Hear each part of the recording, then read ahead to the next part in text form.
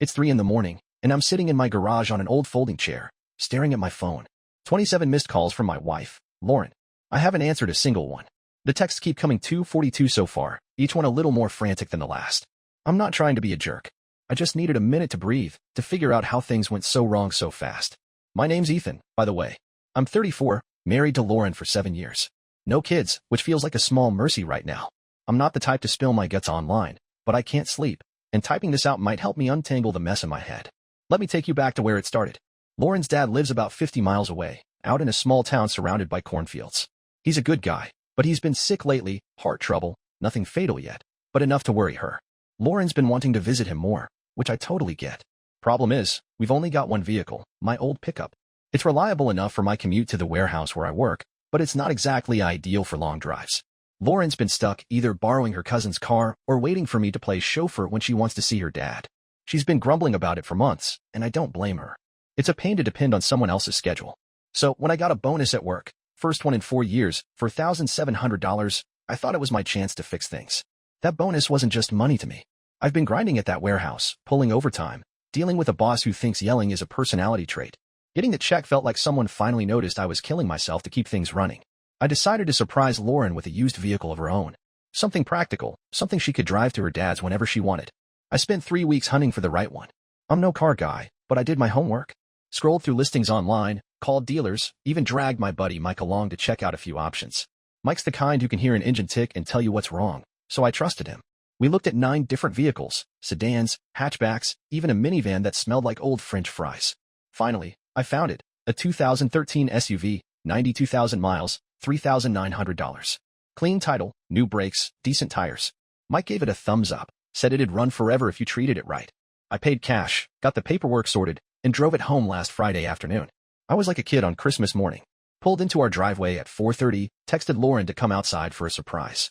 Our neighbor, Greg, was mowing his lawn, and I gave him a wave, feeling like the world's best husband. Lauren stepped out, still in her sweatpants, holding a glass of iced tea. I'm standing there, keys in hand, grinning so wide my face hurt. "Babe," I said, "this is yours. For you to see your dad whenever you want."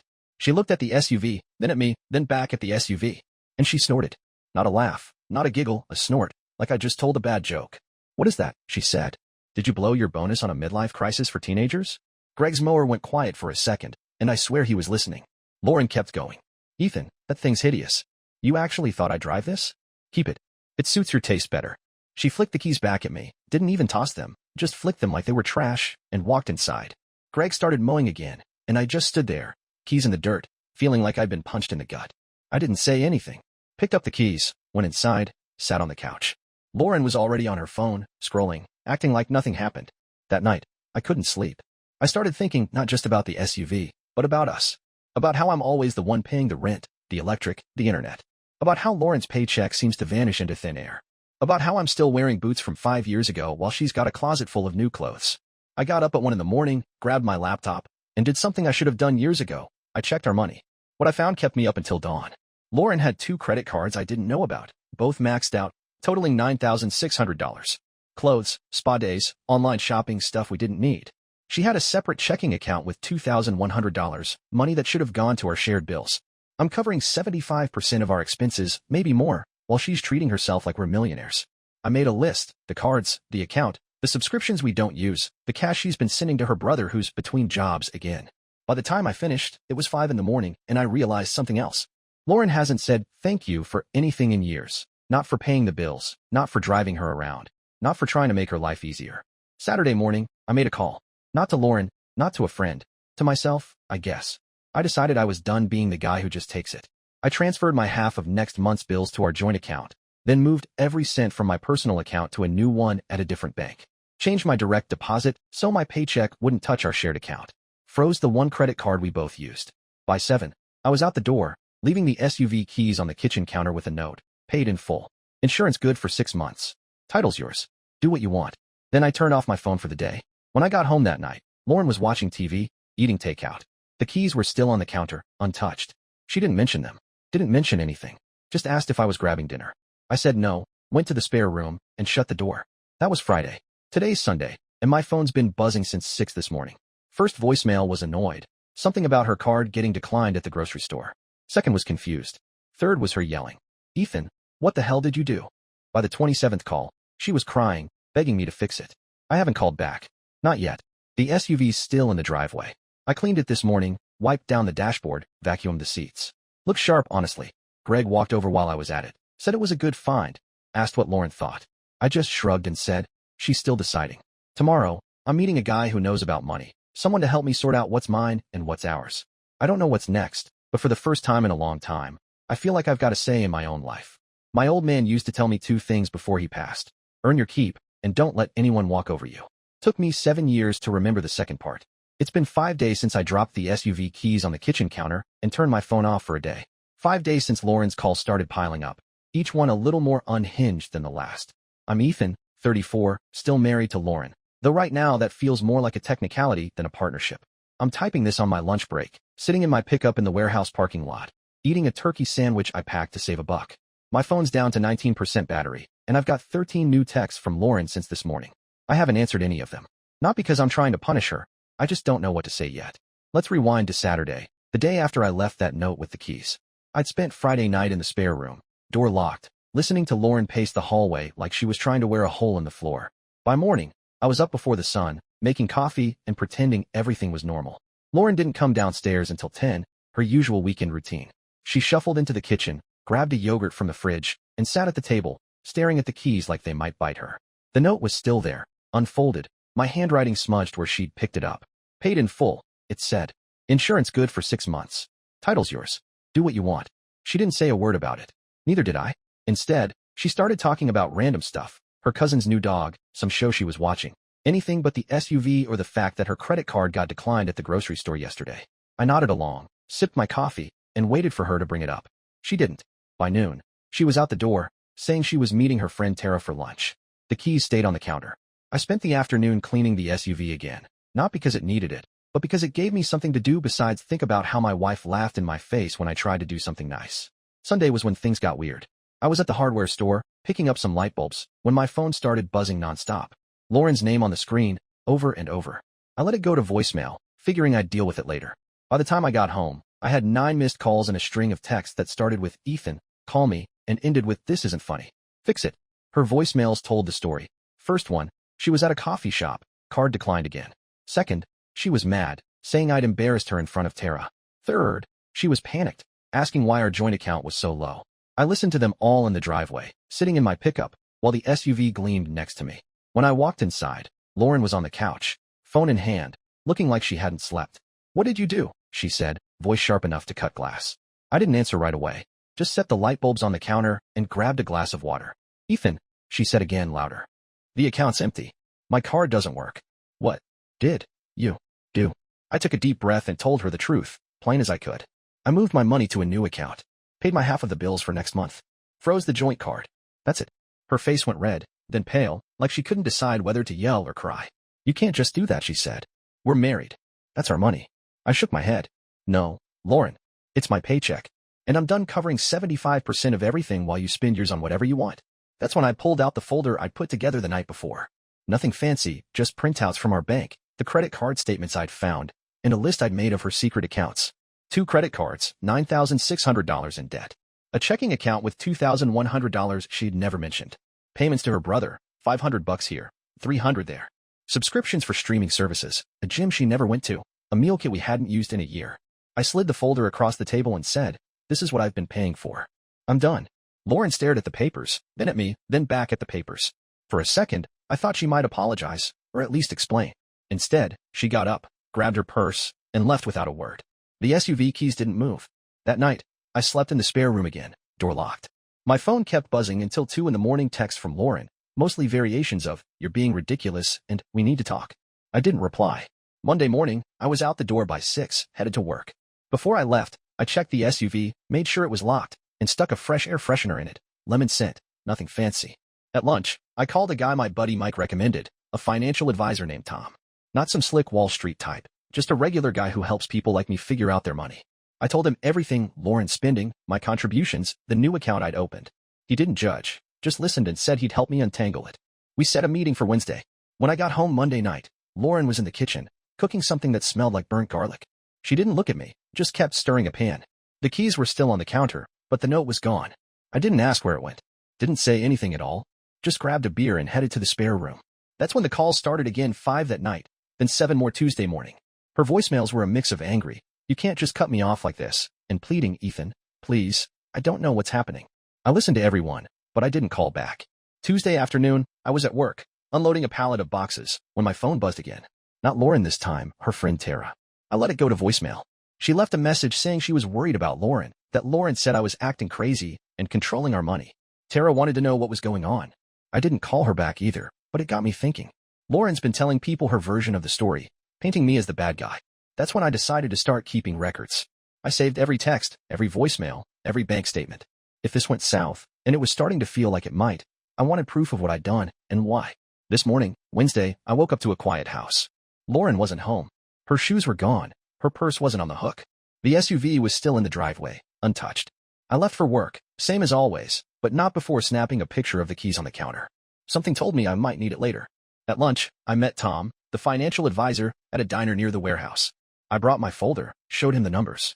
He went through it all, page by page, and said I'd done the right thing separating my money. Said I needed to keep it that way until Lauren started pulling her weight. He gave me a list of things to do. Cancel joint subscriptions, split the utility accounts, get my name off her credit cards. It felt like I was dismantling my marriage, one checkbox at a time. As I'm typing this, my phone's buzzing again. Another text from Lauren. "Ethan, this isn't a game. Call me. I'm not ready to talk yet.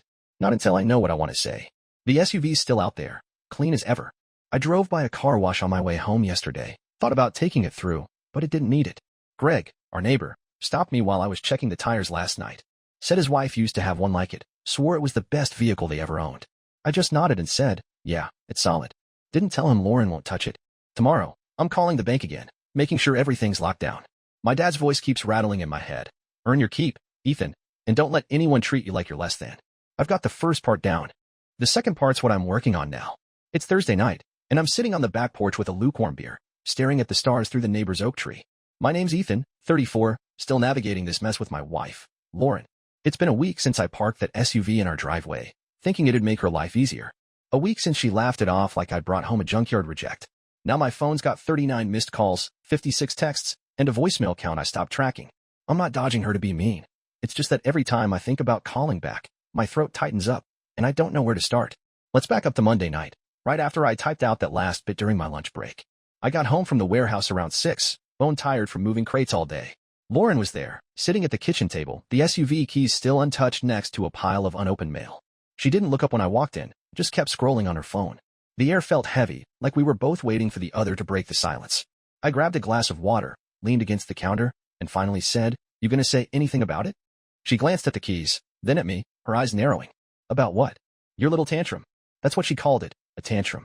Like I was a kid throwing a fit instead of a guy who just found out his wife was hiding thousands in debt while I paid for everything. I didn't bite, though. Just nodded, said, "All right," and headed to the spare room. Locked the door behind me. That night, I pulled out the folder again, the one with her credit card statements, the secret checking account, all of it. Added a new page, every bill I'd paid solo for the last 3 years. Rent, utilities, internet, even the streaming service she used more than me. It wasn't about keeping score, it was about seeing the truth for myself. Tuesday morning, I was up at 5, same as always. Lauren was still asleep, or at least her door was closed. Before I left for work, I did something I hadn't planned. I printed out a single page from my folder, a breakdown of our incomes, mine, $39,000 a year, hers, $37,000, near enough, and what we each paid toward bills. Me, 75%, her, 25%, and that's being generous.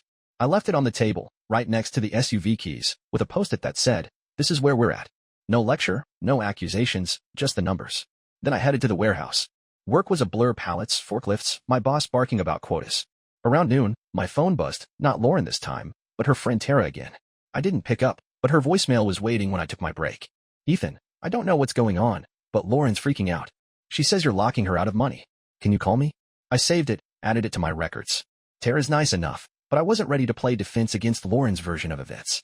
Instead, I texted my buddy Mike, the one who'd helped me pick the SUV. Asked if he knew anyone who could look at a marriage, not a car, someone like a counselor, maybe. He said he'd ask around. That afternoon, I got a call from Tom, the financial advisor I'd met at the diner. He'd gone through the numbers I gave him and had a plan. Said I should open a separate savings account, start funneling 10% of my paycheck there, no matter what. Said to keep paying my half of the bills but nothing more until Lauren stepped up. He also suggested I get my name off her credit cards pronto, said I could be on the hook for her debt if I didn't. I spent my afternoon break filling out forms online, starting the process to untangle our finances. Felt like I was carving up 7 years of marriage with a dull knife. When I got home Tuesday night, the house was empty. Lauren's purse was gone, her shoes too. The paper I'd left on the table was crumpled in the trash, post-it and all. The SUV keys hadn't moved. I didn't know where she was, and for the first time, I didn't care enough to text and ask. I made a sandwich, watched a rerun of a ball game, and crashed in the spare room. My phone stayed quiet until 3 in the morning, when Lauren's text started again. Where are you? Then, we need to talk. Then, you're ruining everything. I read them, didn't reply. Wednesday was when things took a turn. I was at work, stacking boxes, when my phone rang, not a text, an actual call from a number I didn't know. I let it go to voicemail, figuring it was a spam call. It wasn't. It was Lauren's dad, Henry. His message was short. Ethan, it's Henry. Lauren called me, said you two are having trouble. I'd like to hear your side. Call me when you can. I stood there in the break room, staring at my phone, feeling like I'd been called to the principal's office. Henry's a straight shooter, always treated me fair.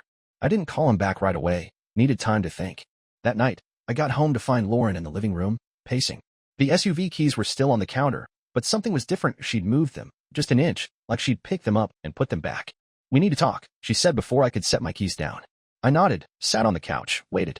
She launched into it. How I was overreacting, how couples share money, how I was making her look bad in front of her friends.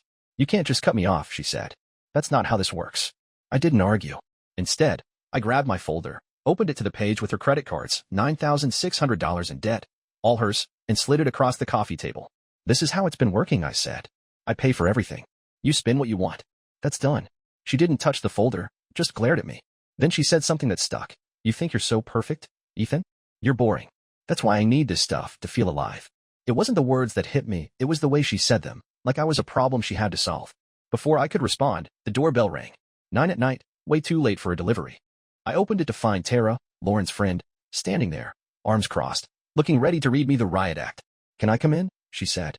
I stepped aside, and she walked in like she owned the place. Lauren's face lit up, like she thought Tara was her backup. She wasn't.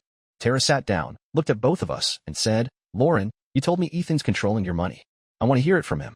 I didn't say much, just handed her my phone, opened to a screenshot of Lauren's secret checking account and one of her credit card statements. Tara scrolled through it, her frown deepening. This true? She asked Lauren. Lauren stammered, said it was complicated, said I was blowing it out of proportion. Tara handed my phone back and said, you didn't tell me about this. You said Ethan was the problem. Then she turned to me. I'm sorry. I didn't know. Tara left 10 minutes later. Lauren didn't say a word after that, just went upstairs and slammed the bedroom door. I stayed on the couch, folders still open on the table. That's when I called Henry back. Told him everything, the SUV, the money, Lauren's spending, my new account. He listened, didn't interrupt. When I finished, he sighed and said, Ethan, I had no idea. She told me you were struggling because of your spending. Said you wouldn't let her visit me. None of it was true. Not a word. This morning, Thursday, I left for work before Lauren woke up. Left another note on the table. Henry called. He knows. The SUV's still in the driveway, cleaner than ever. I polished the rims yesterday, just to keep busy. Greg, the neighbor, waved when I pulled in tonight, said he saw Lauren looking at the SUV this afternoon, like she might actually open the door. I just shrugged and said, we'll see. Tomorrow, I'm meeting Tom again, going over the last of the financial steps. My dad's voice is still in my head. Don't let anyone walk over you. I'm starting to listen. It's Friday night, and I'm in the spare room again, lying on a mattress that creaks every time I move. My name's Ethan, 34, and I'm still trying to wrap my head around the last 10 days of my marriage to Lauren. My phone's quieter now, only 6 texts from her today, down from the 56 I got a couple days ago. The SUV's still parked in our driveway, keys on the kitchen counter where I left them. I washed it this morning before work, not because it was dirty, but because it's something I can control. Everything else feels like it's slipping through my fingers. Let's pick up from Thursday morning, after I left that note for Lauren saying her dad, Henry, called and knew the truth. I got to the warehouse early, unloaded a truck before my shift even started, just to keep my mind busy. Around 10, my phone buzzed, not Lauren, but Tara, her friend who showed up Wednesday night. I hesitated, then answered. She didn't waste time. Ethan, I talked to Lauren after I left your place, she said. She's spinning some story about you being the bad guy, but I saw those numbers. I'm not buying it. Just wanted you to know I'm not taking sides. I thanked her, said I appreciated it, and hung up. Felt weird, like I'd won a small battle I didn't even want to fight. At lunch, I met Tom, the financial advisor, at the same diner as before. Brought my folder, now twice as thick with bank statements, bills, and my scribbled notes. Tom laid it out plain. I needed to keep my new account separate, no matter what Lauren said. Said to split every joint bill down the middle, rent, electric, internet, and let her figure out her half. He also walked me through how to get my name off her credit cards. You don't want to be liable for her debt, he said, stirring his coffee. Not after what you showed me. By the time we finished, I had a checklist. Cancel shared subscriptions, reroute my insurance, and start a paper trail for every penny I spent. It felt less like fixing my marriage and more like building a lifeboat. When I got home Thursday night, Lauren was in the kitchen, staring at the note I'd left about her dad. The SUV keys were still there, but the post-it from my earlier breakdown of our bills was taped to the fridge, like she wanted me to see she'd kept it. She didn't look at me when I walked in, just said, "You told my dad I'm a liar?" Her voice was low, not angry, more like she was testing me. I set my keys down and said, "No, I told him the truth. He called me because you told him I was the one keeping you away." She froze, then turned, her face a mix of guilt and defiance. "You don't get it, Ethan," she said. "You're making this bigger than it is." I didn't argue. Just opened my folder, pulled out the latest credit card statement, $200 for a spa day last month, $300 for clothes, and set it on the counter. "This is what's big," I said. $9,600 you didn't tell me about. $2,100 in a secret account. I'm not making that up. She didn't touch the paper, just walked out of the room. I heard the bedroom door shut upstairs. That night, I stayed in the spare room, door locked, and added her spa day to my list. Not to be petty, to keep myself grounded. Friday morning, I was up at 5, same routine. Lauren's door was still closed. Before I left for work, I checked the SUV, tires good, oil fine, lemon air freshener still hanging from the mirror. I left another note on the counter, this time with a number, $1,850, her half of next month's bills, based on Tom's advice to split everything 50-50. "This is what I need from you," I wrote. "Starting now." I didn't expect her to read it, let alone act on it, but I was done carrying the load alone. Work was rough. Boss chewed me out for a mislabeled pallet, and I spent the afternoon fixing someone else's mistake. My phone stayed quiet until 3, when Lauren texted, "We need to talk tonight." For real. I didn't reply, but it stuck with me. On my way home, I stopped at the bank, finalized removing my name from her credit cards. Felt like signing away a piece of our marriage, but Tom's words echoed. "You don't want to be liable." When I pulled into the driveway, Greg, the neighbor, was watering his lawn. He nodded at the SUV and said, "Lauren was out here earlier, looking at it. Think she's coming around." I shrugged. "Hope so," I said, but I wasn't sure I meant it. Inside, Lauren was on the couch, TV off, just sitting there. The note about her half of the bills was gone, replaced by a single sheet of paper, her handwriting, a list of expenses, phone, gym, credit card payments. At the bottom, she'd written, "I can't do $1,850. Not yet." It wasn't an apology, but it was something. I looked at her and said, "Then we need a plan." She nodded, barely, and said, "Tonight?" I agreed, grabbed a beer, and went to the porch to think. That's where I am now, typing this. Lauren's still inside, probably waiting for me to start the conversation. My folder's on the coffee table, open to the page with our incomes. I don't know what she's going to say, but I know what I need. Honesty, or at least a step toward it.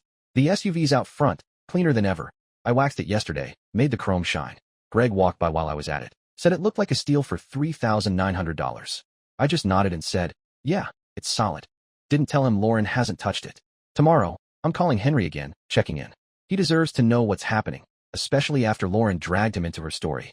My dad's voice is still rattling around. "Don't let anyone walk over you, Ethan."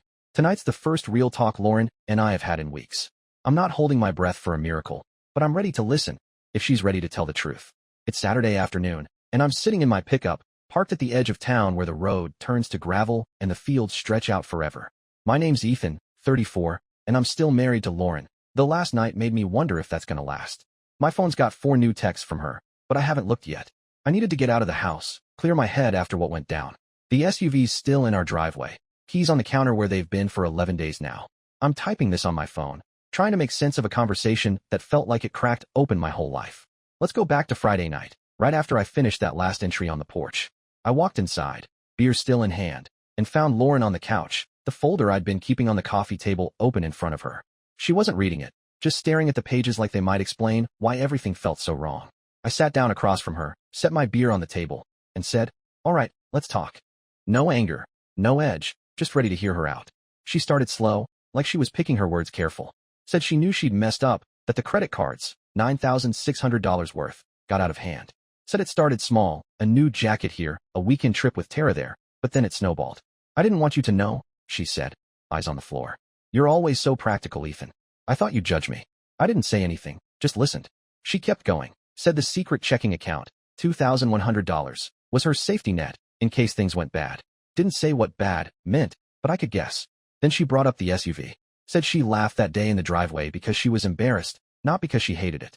I saw Greg watching, she said, and I panicked. I didn't want him thinking we were struggling, buying some old beater. I leaned back, took a sip of my beer, and asked, "So you made me look like a fool instead?" She flinched, didn't answer. That's when I pulled out the paper she'd left, her list of expenses, where she said she couldn't pay $1,850 for her half of the bills. "What's this then?" I said. "You've got the money. Why is it always on me?" That's when she got defensive. Said I was being unfair, that couples don't split things 50-50 like roommates. Said she needed her extras, the spa days, the new clothes, to feel good about herself. "You don't get it," she said, voice sharp. "You're fine with your same old shirts, your same old truck. I'm not like that." I let her talk, let her dig her hole. When she finished, I slid the folder toward her, opened to the page with my numbers, 75% of the bills, 3 years running. "This is what I've been carrying," I said. "You don't get to call that fair." She didn't touch the folder, but her eyes flicked to it, then away. For a second, I thought she might cry. Instead, she said something I didn't expect. "I don't know how to fix this, Ethan. I don't even know if I want to." It wasn't a threat, more like she was admitting something out loud for the first time. I nodded, said, "Me neither. But I'm not paying for your life anymore." We sat there, quiet, for what felt like forever. Then she got up, went upstairs, and closed the bedroom door. I stayed on the couch, folder still open, and didn't sleep until 3. Saturday morning, I was up early, made coffee, checked the SUV, habit by now. The keys were still on the counter, but Lauren's expense list was gone. I found it later, crumpled in the trash, like she'd changed her mind about owning it. I left for work, same as always, but not before texting Henry, Lauren's dad. Kept it short. "Talked to Lauren last night. She's struggling. Might call you." He replied an hour later.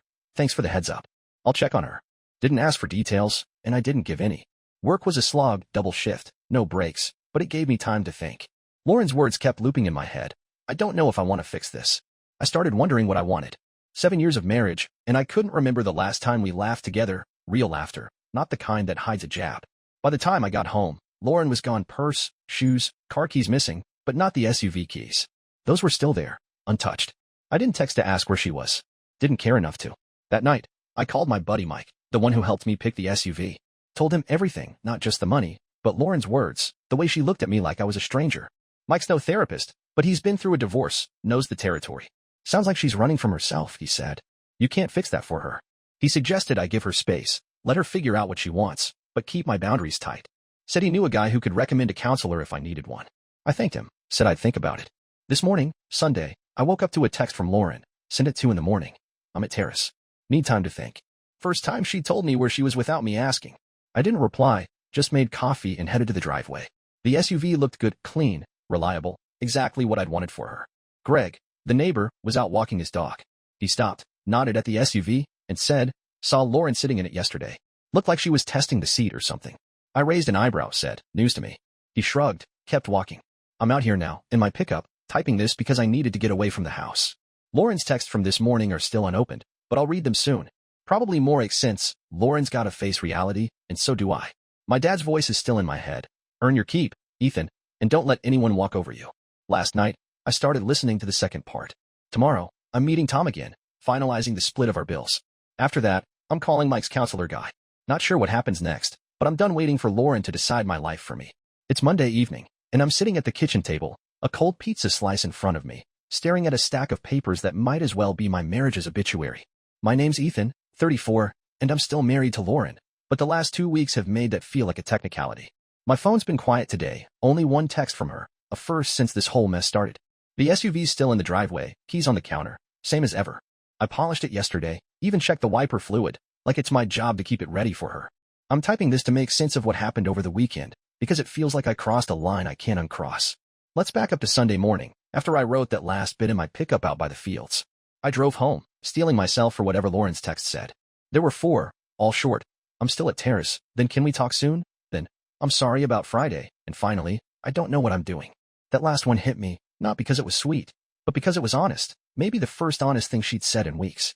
I didn't reply, just pocketed my phone and went inside. The house felt empty, even with all our stuff still there. I spent Sunday cleaning, not just tidying, but scrubbing the kind of dirt you ignore until it's a problem. Wiped down the fridge, mopped the floors, even cleaned the oven, which smelled like burnt cheese from Lauren's failed casserole last month.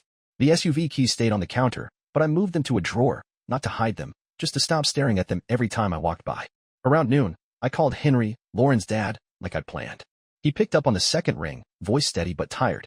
I told him about our talk Friday, how Lauren admitted to the credit cards $9,600 in the secret account with $2,100. Didn't sugarcoat it. Said she laughed at the SUV, said I was boring, said she didn't know if she wanted to fix things. Henry listened, same as always, then said, Ethan, I raised her better than this. She told me you were the one spending, keeping her from visiting.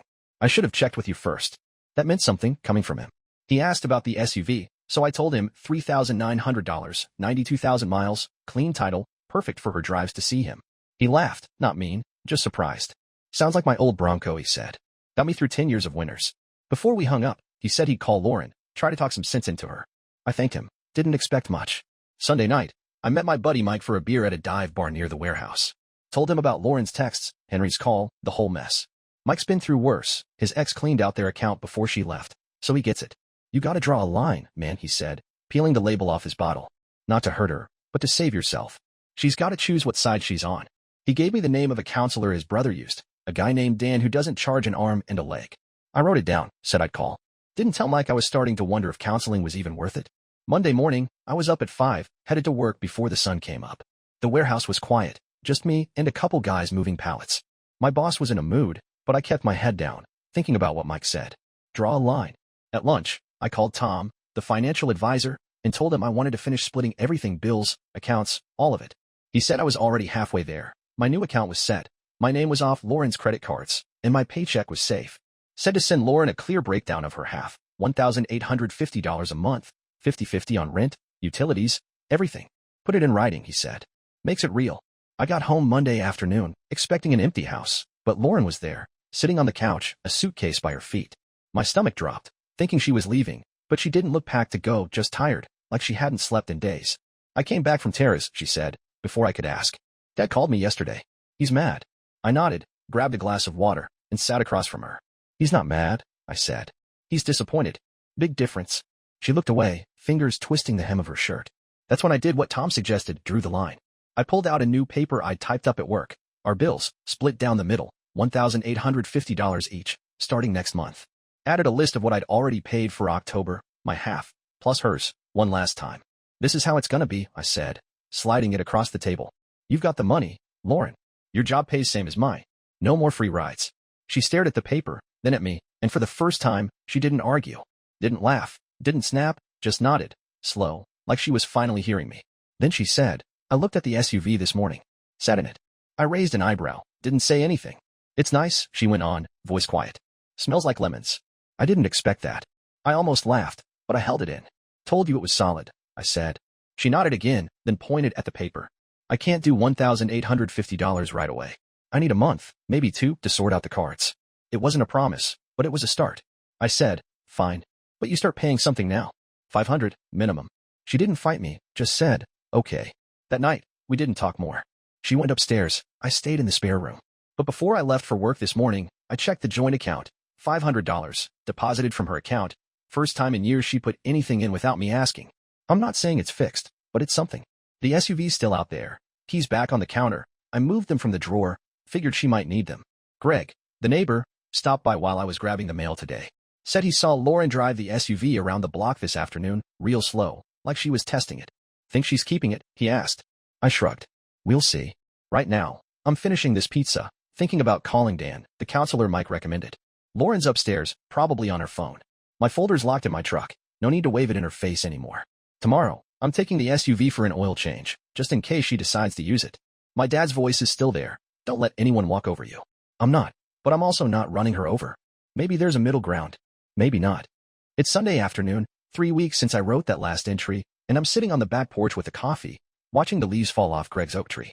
My name's Ethan, 34, and I'm still married to Lauren, though it's a different kind of marriage now, one we're both trying to figure out, day by day. My phone's quiet today, no missed calls, just a text from Lauren this morning asking if I wanted anything from the store. The SUV's not in the driveway anymore, it's parked at her job, where she drove it herself. I'm typing this to close out the story, because folks have been asking what happened, and I guess I owe it to myself to put it down, see it for what it is. Let's go back to that Monday night after I laid out the bill split, $1,850 each, no more free rides. Lauren's $500 deposit into our joint account felt like a spark, not a fire, but enough to make me pause. Tuesday morning, I took the SUV for an oil change, like I'd planned, and left the keys on the counter with a fresh note. ready when you are. Didn't expect her to touch it, but when I got home from work, the SUV was parked crooked, like she'd taken it out and hadn't quite nailed the lines. Inside, Lauren was on the couch, scrolling her phone, but she looked up and said, "Drove it to the gas station. Handle's okay." No smile, no apology, just a fact. I nodded, said, "Good," and grabbed a beer. Wednesday, I called Dan, the counselor Mike recommended. He's a no-nonsense guy, maybe 50, sounded like he'd seen it all. I told him the short version, SUV, credit cards, secret account, Lauren's laugh in the driveway. Didn't dump the whole folder on him, just enough to paint the picture. He asked what I wanted, to save the marriage or walk away. I didn't have an answer, so he said, "Bring Lauren if she'll come. If not, come alone." I thanked him, booked a session for Friday, and texted Lauren the details. Didn't ask if she'd go, just said, "I'm doing this. You're welcome to join." She didn't reply, but I wasn't holding my breath. Thursday night, things shifted again. I got home late, warehouse ran overtime, and found Lauren at the kitchen table, a notebook open, pen in hand. She'd written out a budget, her handwriting messy but clear. Phone bill, $120. Gym, $85. Credit card payments, $350. Groceries, $200. At the bottom, she'd circled $500 for the joint account, same as she'd paid, and written, "Working on more." I sat down, not too close, and said, "This is a start." She looked at me, eyes tired, and said, "I called Dad. Told him about the cards. He's helping me with a plan." I nodded, didn't push. Henry's a good man. If anyone could get through to her, it's him. Friday morning, I left for work early. Same routine. The SUV was gone when I got home. Lauren had driven it to her office, first time she'd used it for real. At 6, we met at Dan's office, a small place above a hardware store. I'd expected her to bail, but she showed up, parked the SUV out front, even put a little keychain on the ring, a cheap plastic star, something she'd picked up somewhere. Dan didn't mess around, asked us both why we were there. I said I wanted respect, not just money, but the kind where your partner sees you. Lauren said she wanted to feel like she wasn't drowning. We talked for an hour, her spending, my resentment, the SUV that started it all. No big breakthroughs, but it was the first time we'd talked without a fight in weeks. That weekend, Lauren started driving the SUV regular, work, the store, even to Henry's place, 50 miles out. She texted me Sunday night from there. "Dad says hi. SUV's great on gas." I smiled, first time in a while. Monday, I checked the joint account, another $500 from her, plus she'd paid her phone bill direct, not through me. Small steps, but steps. I moved my stuff back to our bedroom that night, not because we were fixed, but because the spare room mattress was killing me, and I figured we could share a space while we sorted this out. Over the next 2 weeks, things settled into a new rhythm. Lauren kept her budget, cut her gym membership, sold some clothes online to chip at her credit cards, $9,600 down to $8,900. She told me one night over dinner. I kept meeting Tom, the financial advisor, locked my savings at 10% of my paycheck, paid my half of the bills, no more. We saw Dan twice a week, talked about the big stuff, trust, what we wanted, why I felt invisible. Lauren admitted she leaned on extras to feel better about a job she hated, a life that felt small. I admitted I'd let her walk over me too long, thinking it'd keep the peace. Last night, I got home to find the SUV in the driveway. A new touch, a sticker on the back window, a little cactus, something Lauren said reminded her of her dad's place. She was inside, cooking spaghetti, first time she'd cooked in months. We ate together, talked about nothing, work, the weather, Greg's dog. After, she said, I looked up the SUV online. Good deal for $3,900. Should have said thanks. I nodded, said, better late than never. She smiled, just a flicker, but it was real. Today, I called my mom. She's been gone 10 years, but I talk to her sometimes, out loud, like she's listening. Told her about Lauren, the SUV, how I stood up without burning it all down. Felt like she'd be proud, like my dad would too, wherever he is. His words still stick. Earn your keep, Ethan, and don't let anyone walk over you. I'm doing both now. The SUV's Lauren's now, she drives it, fills the tank, even got the tires rotated last week. Greg stopped by this morning, saw the cactus sticker, laughed, and said, guess she's keeping it. I nodded. Looks that way. Lauren and I aren't perfect. 7 years of imbalance don't vanish in a month, but we're trying. Ben says that's enough for now. We're taking it one day at a time, one honest talk, one shared bill. The folder's in my truck, locked away. Don't need it out anymore. Lauren named the SUV Cactus, after the sticker. Says it's growing on her. Feels like maybe we are too.